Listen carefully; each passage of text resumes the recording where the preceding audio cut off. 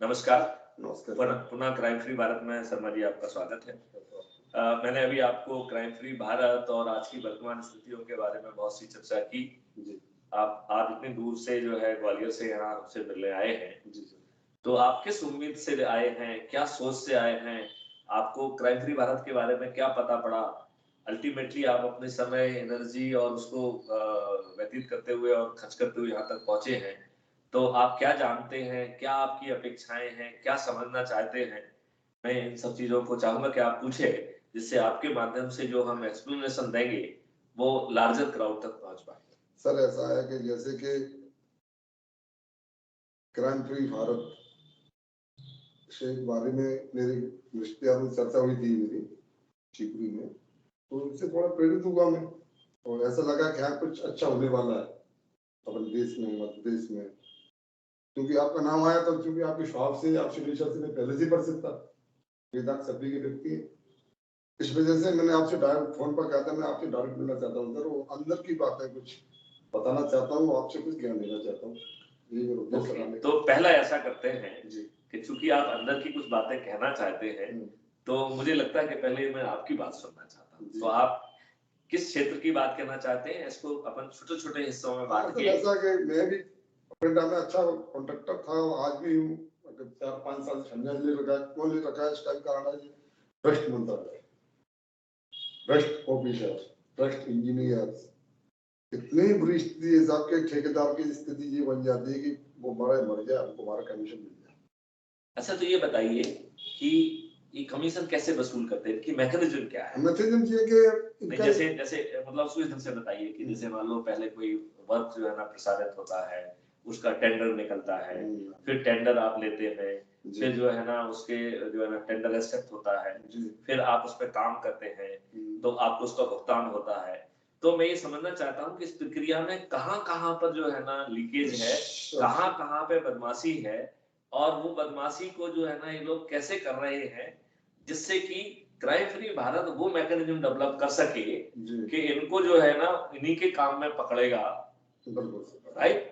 तो जो है ना इनको दुष्टता करने का जो है ना अवसर अपन को खत्म करना होगा। और शर्मा जी, आपको एक चीज और भी समझना पड़ेगी, आपको अच्छी व्यवस्था देना इनकी संवैधानिक जिम्मेवारी है। और यदि ये आपको अच्छी व्यवस्था नहीं दे रहे हैं, इसका मतलब है संवैधानिक मशीनरी की फेल्यूर है। यदि हम तथ्यों के साथ ये स्थापित कर पाए तो इन्हें आर्टिकल 356 के तहत जो सरकार को डिसमिसल का जो है ना अधिकार है, उसके तहत ऐसी सरकारें जो अपने संवैधानिक दायित्वों का पालन नहीं कर रही है और पूरा जो है ना चौधराहट के साथ पूरे 5 साल निकाल रही हैं, ऐसी चौधराहट करने वाली ऐसी असंवैधानिक सरकारों को समय पूर्वक गिराने का काम जो है वो जनता को करना चाहिए। यदि हम ऐसा करेंगे तो ये दुष्टता नहीं कर पाएंगे। अदरवाइज दुष्टता से ये अपनी संपत्ति बना रहे हैं, दुष्टता से जो है इनकी माली हालत इंप्रूव होती जा रही है और ये दूसरों का जीवन बहुत त्रासदीपूर्ण कर दे रहे हैं। मैं साहब एक बात कहना चाह रहा हूँ, कृषि डिपार्टमेंट, कंस्ट्रक्शन डिपार्टमेंट में पीडब्ल्यू या पीएचई, आप उसको जैसा हमने पहले पूछा उस ढंग से बताइए कि टेंडर निकलता है तो उसमें गड़बड़ी है क्या? हाँ, तो उससे क्या होगा ना, हम उन हिस्सों को समझ पाएंगे और हम जो है उसको पकड़ने के लिए कैसे जो है ना पब्लिक के माध्यम से हम क्या-क्या कर सकते हैं, जिससे कि हम उन्हें कोर्ट ऑफ लॉ में उनके ही गेम में हराएंगे। जी। क्योंकि अभी क्या होता है कि कोई व्यक्ति जो है ना उनको वो नहीं कर पाता है क्योंकि उसे डर रहता है कि यदि वो ऐसा करेगा तो उसे कॉन्ट्रैक्ट ही नहीं मिलेगा, तो और बाद में उसको प्रताड़ित करेंगे। तो इन सब डर के कारण जो है कोई भी व्यक्ति उनसे हाथ मिलाने में ही अपनी कर्तव्य की इच्छा समझता है। उनको जो है ना इल्लीगल जो है पैसा देके ही अपना कैसे भी काम करना चाहता है, क्योंकि उसे लगता है कि इंडियन सिस्टम में इसके अतिरिक्त और कोई विकल्प शेष नहीं है और there is no mechanism to provide relief. बल्कि इन लोगों की दुष्टता इतनी बढ़ गई है, कलम इनके हाथ में है, ये उल्टा आपको ही फंसा देंगे, उल्टा आपके ऊपर ही रिकवरी निकाल देंगे, उल्टा जो है ना आपके ऊपर जो है ना रेवेन्यू या पुलिस का केस लदवा के आपको ही जो है ना वो अपराधी घोषित करा देंगे।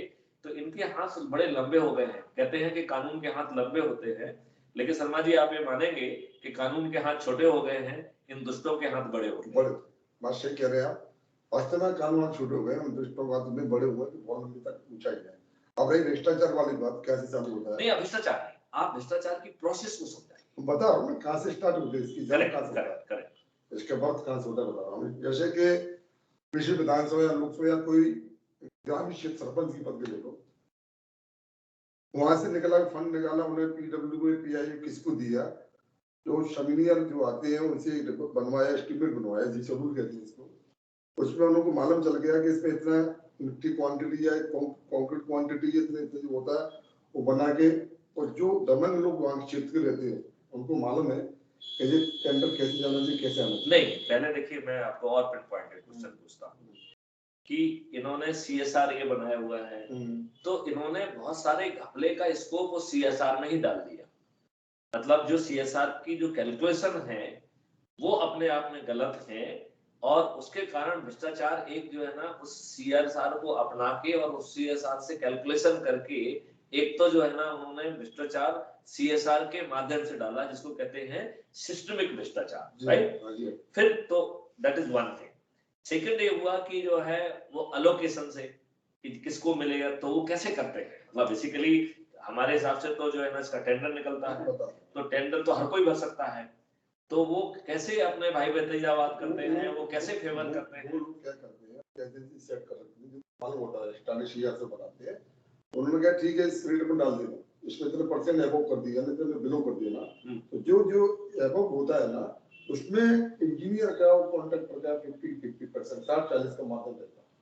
60-40? जी हाँ, 40% डिपार्टमेंट का और 60% कॉन्ट्रैक्टर का।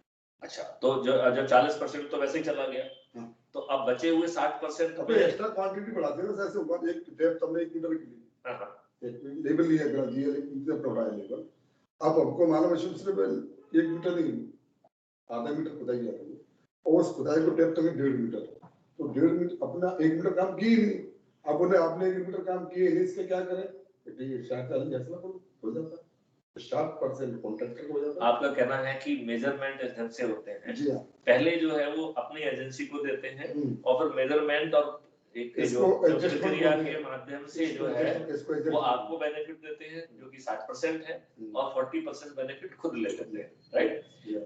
और 60% भी हमको देना पड़ता है विधायक को, संबंधित अधिकारी को, या दमन। नहीं, अब आप हमको ये बताइए, जैसे आप कह रहे हैं कि उनको देना पड़ता है, तो वो कैसे और किस तरीके से देना पड़ता है? नंबर 1 तो ये होता है कि हम कोई अपने प्रतिनिधि को भेजे, कहे मुझे पैसा काम नहीं करते। दूसरा ये है, अच्छा वहां पे काम नहीं कर रहे होंगे, नहीं तो इसको थोड़ा सा उदाहरण देकर समझा। जैसे मैं काम कर रहा हूँ, मेरी मशीन चल रही है, मेरी मशीन लगाओ, तुम काम नहीं करोगे, फिर लगाओगे, नहीं तो मुझे इतना चाहिए, गुंडे भेज देते, डकैत भेज देते, बदमाश भेज देते, सामान चोरी करवा देते। नहीं तो जो आप इसकी रिपोर्ट नहीं कर पाते हैं? रिपोर्ट करते हैं, जो सामने थाना था उनका सेट रहता है, दमन लोग रहते हैं थाने में, काम कर समस्या खत्म कर देते।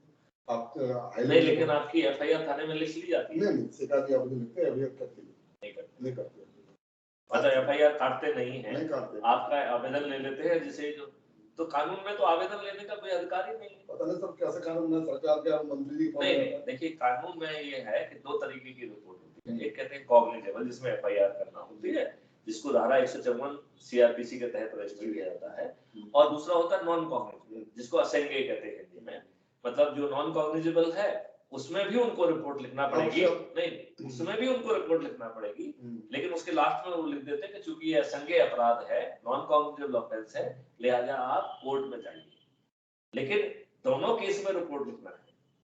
कंप्लेंट लेने का अधिकार पुलिस विभाग को नहीं है, ये बात जनता के हर व्यक्ति को समझना चाहिए।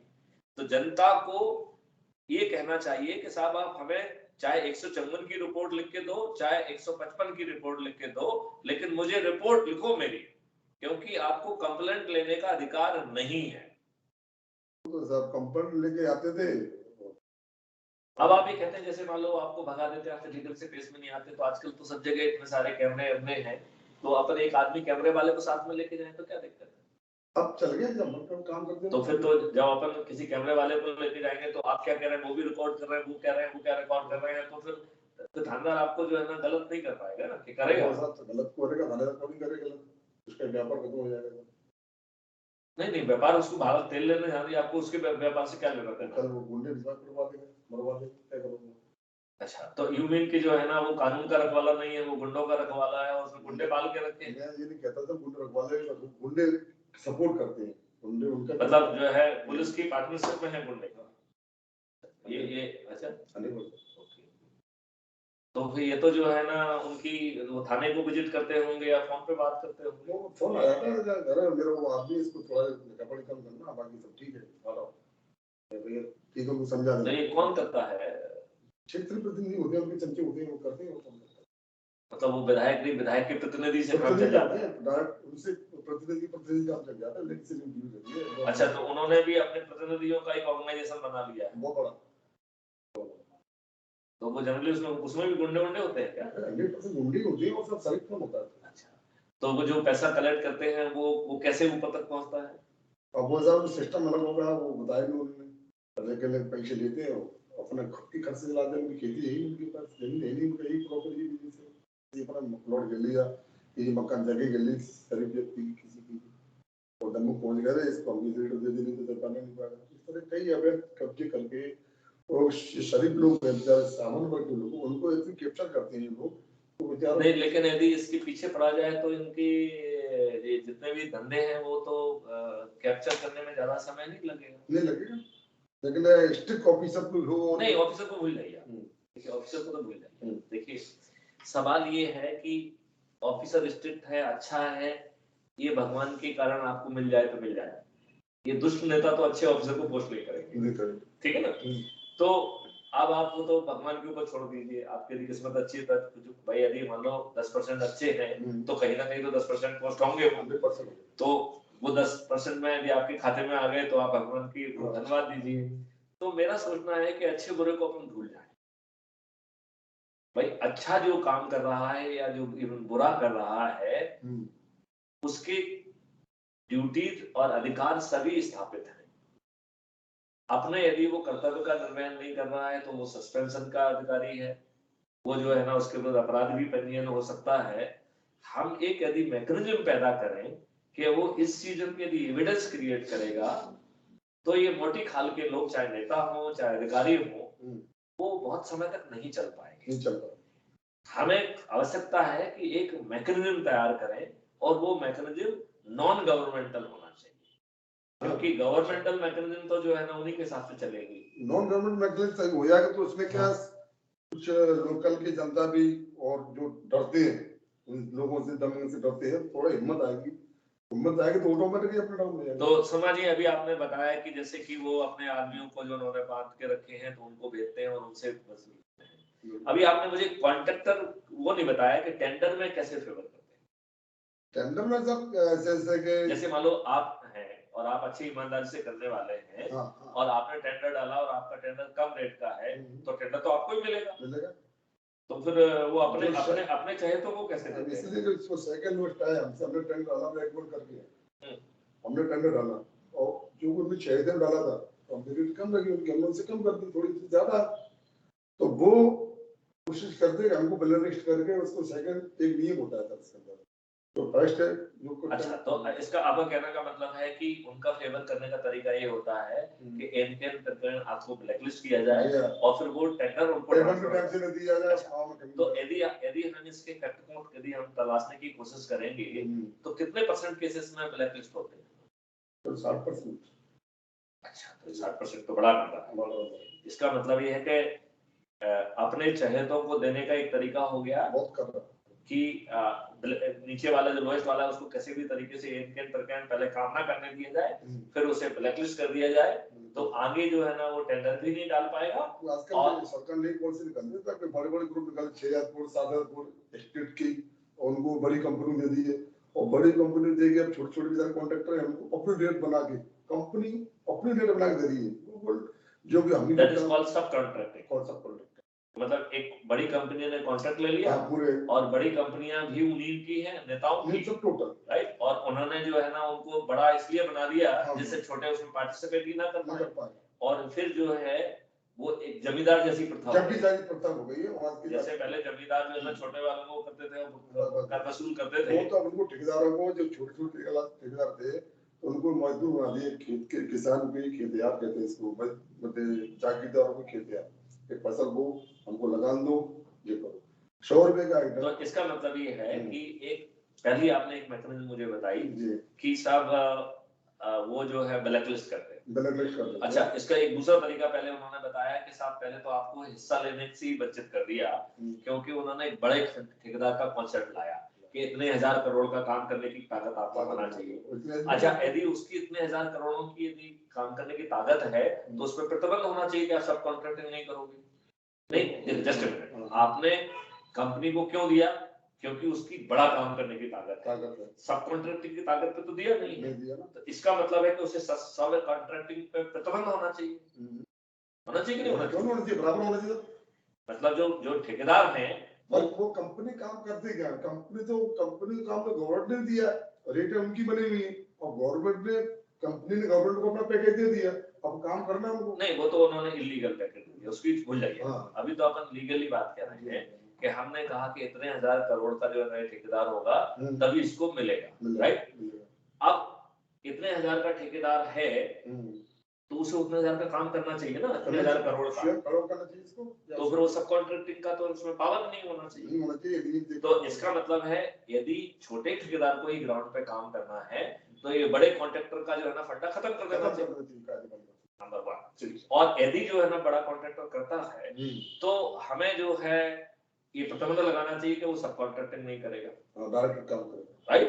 तो इसका मतलब है जो काम सब कॉन्ट्रैक्टिंग लायक है वो डिपार्टमेंट सीधे पब्लिश करे और सीधे जो है ठेकेदारों को दे, और जो है ना बड़े ठेकेदार लेते हैं उस पे सब कॉन्ट्रैक्टिंग पे प्रतिबंध होना चाहिए। जिस रेट पे उनको बड़े ठेकेदारों को उसी रेट पे छोटे ठेकेदार सक्सेस बेचारे भूखे मर रहे हैं। करेक्ट। तो ये आपका दूसरा कारण है। अच्छा, ओके। अब जो है और बताइए कैसे जो है ना फिर जब आपका काम प्रोग्रेस में हो रहा है तो उस दौरान भी पैसे लेते हैं? क्यों लेते हैं? वो कैसे लेते हैं? वो चंदे के नाम पे लेते हैं और कोई तरीका? कमीशन मतलब परसेंटेज। अच्छा, कितना रहता है ये टोटल? नहीं, कौन लेता है कमीशन? एक चपरासी क्या लेगा, एक बाबू से लेके, और चीफ ही रहता है ये तक कमीशन। लेकिन आजकल तो इलेक्ट्रॉनिक डिजिटल पेमेंट होता है तो कैसे ले पाते हैं? कैश देते हैं।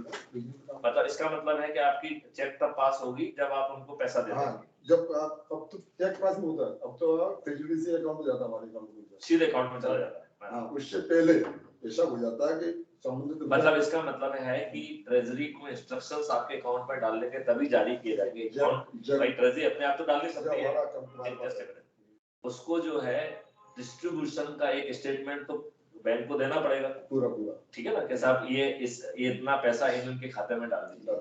तो आपका कहना है वो ऑर्डर निकलने के पहले जब सबको उनकी चुनौती पहुंच जाती है, जिसमें चपरासी से लेके मंत्री तक सभी सम्मिलित हैं, तब तक उनका जब तक वो खाता कंप्लीट नहीं हो जाएगा तब तक आपको पेमेंट का जो डिस्ट्रीब्यूशन है ऑर्डर जारी, और गलती जब हो भी गया तो आपने साइड में जान निकाल देंगे, ये कमी बंद करो, ये क्वांटिटी खराब डाली, ये क्वालिटी खराब की, पहले कोई क्वालिटी खराब नहीं किया, खराब डाला, मिट्टी नहीं डाली, इनकी मुरम डाल दी आपने, कंपैक्शन कम किया, बटरिंग कम की, ये इतने अरब लग गए। और जो पैसे लेके ये सब गड़बड़ियां होती हैं उसमें इनकी अकाउंटेबिलिटी क्यों नहीं आना चाहिए? कुछ नहीं, लेकिन यदि मान लो जैसे जूम करिए कि रोड कोई खराब हो गया, अल्टीमेटली आप कोई भी कंस्ट्रक्शन कुछ भी गड़बड़ करोगे तो अल्टीमेटली वो फाइनल प्रोडक्ट में तो दिखेगा। तो आजकल जो है ना इसके लिए आदमी की रिपोर्ट करने की जरूरत नहीं है, हम सब गाड़ियों में सेंसर लगा सकते हैं, जहाँ गड्ढे हो वो जो है ना उसकी फोटो लेके डाटाबेस में डाल दे, जैसे डाटाबेस में डाल दे और डाटाबेस से मालूम पड़ जाएगा कि किस ठेकेदार ने बनाया है और किसने सुपरवाइज किया है। राइट, अब जो है उन सब ठेकेदारों का जिन्होंने गड़बड़ किया है उनके सब सुपरवाइजर ऑफिसर एक साथ आ जाएगा और फिर सिस्टम में उनको सुपर नोटिस जारी करेगा, देखो आपके हजारों में से हजार जो है ना केसेस में सब गड़बड़ पाया गया। अच्छी बात है। तो और हम फिर उसमें उस अधिकारी से भी रिकवरी की बात करें। आज यदि हम अकाउंटेबिलिटी दो तरीके से है, नंबर 1 हम उसको डायरेक्ट अकाउंटेबिलिटी फिक्स करें, और यदि उसने इलीगल पैसा लिया है तो वो पैसा कहीं ना कहीं खर्च हो रहा है, तो यदि हम उसके खर्च को जो है ना निकालें, we can give a statement के साथ इसने इतने खराब रोड बनाए हैं और हमें ऐसी संभावना है कि इसने इसका वो किया होगा, तो इसके जो भी एक्सपेंडिचर है उसको कैप्चर किया। मेरा कहना मतलब ये, अब अब लेवल को जब बनाओ, जब एक्चुअल लेवल हो उसके, रोड हो या नहर हो या डैम कुछ भी हो, एक्चुअल लेवल हो, उस लेवल काम चालू तो होता है। यदि मान लो सीएमबी जो है अपने वॉलंटियर्स को इनफॉर्मली भेज के अपने जो है मेजरमेंट ले ले और उसके रिकॉर्डिंग करे, तो फिर तो हम आपको घेर लेंगे। तो सर वो जो एमबी रिकॉर्ड हमने टेंडर डाला है, प्रपोजल लिया है, जो हमने टेंडर भरन साइन किया है, जो लेबर मेंटेन किया, हम उसकी बात करेंगे, आपने आपकी लेबर की बात करेंगे।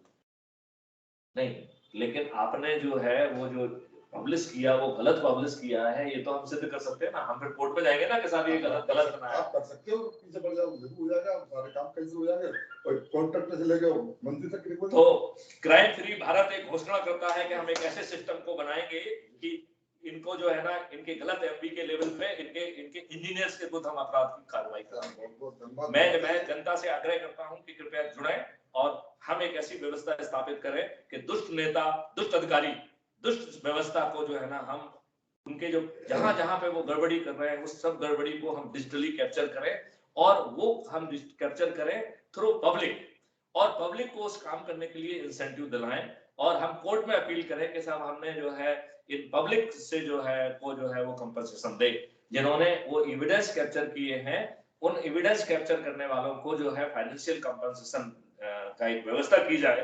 यदि हम ऐसा करते हैं तो हम एक इंटरेस्ट पब्लिक में क्रिएट कर रहे हैं। एक तो उससे दो फायदे निकलेंगे, एक तो उसको अथॉरिटी मिल जाएगी, कोई उसे क्वेश्चन नहीं कर सकता है। क्यों? क्योंकि सिस्टम ने कहा है कि साहब आप इसे कैप्चर करो, और यदि आप कैप्चर करोगे तो हम इसे एज ए एविडेंस कोर्ट में पेश करेंगे, और उसे डेट, टाइम और लोकेशन के साथ स्टैम्प करेंगे, हैश वैल्यू से लॉक करेंगे, और कानून में संभव हो तो कानून में, नहीं तो कोर्ट के माध्यम से उसको हम एक कंपनसेशन जो ना दें, जिससे कि उसका पेट भरे, उसको यही काम करने के लिए जीविकोपार्जन का जो है ना का साधन मिल जाएगा। तो बहुत सारे लोग जो अभी बेरोजगार हैं वो यही काम करने लग जाएंगे, उन्हें जो है रोजी रोटी के लिए कुछ पैसा मिल जाएगा, और भ्रष्टाचार करने वालों को भागने के लिए जगह नहीं मिलेगी। राइट? आओ हम सब मिलकर एक ऐसी व्यवस्था जो है ना कायम करें। जय हिंद, जय भारत, वंदे मातरम।